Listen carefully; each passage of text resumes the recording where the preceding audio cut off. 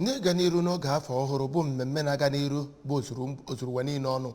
Ndị ụlọ mgbasa ozi ABS enwetago akụrụngwa 30 kVA power generating set na-enye ọkụ latrik gba anyụ sitere n'aka Chief Ikenna Okafor ka wetara gị ka o si gaa.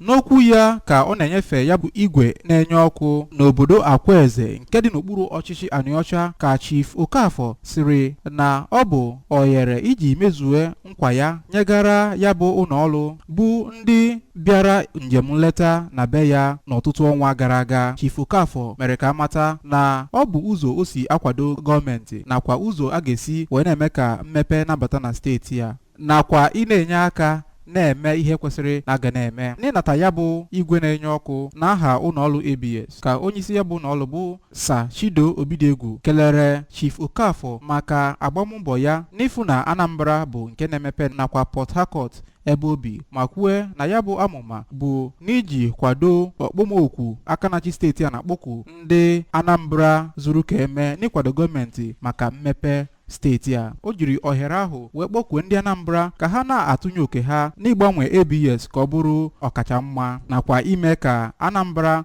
bụrụ obodo ga na-ewu ewu mba ụwa niile. Sir Chido kwere nkwa na ọ ga-etinye igwe ahụ na-enye ọkụ n'ọrụ.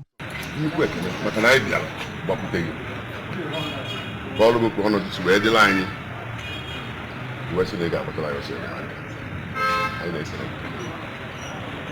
na-ekweghị nkwa na generator anyị bụrụ anyị na anyị ga-eji ya wee isi ọrụ ike ka ABS awụnye mma ọ ka mma karịa ịtụ ọ dị bụ mgbe anyị bidoro ọrụ. Ife na-emekwanụ bụ ife gọvanọ anyị gọvanọ Dr. Chukwumachaso na gọọmenti abụrụ ọrụ gọọmenti abụrụ sọsọ ndị na gọọmenti na ndị agịrịga gwara na nwa ma n'okenye kwesịrị ịdị na-enyere gọọmenti aka. Ọ bụrụ ya ka ị na-eme anyị ife na-eme ife abụ ka ndị ọzọ fụkwue ṅomie ife ị na-eme anyị na-asị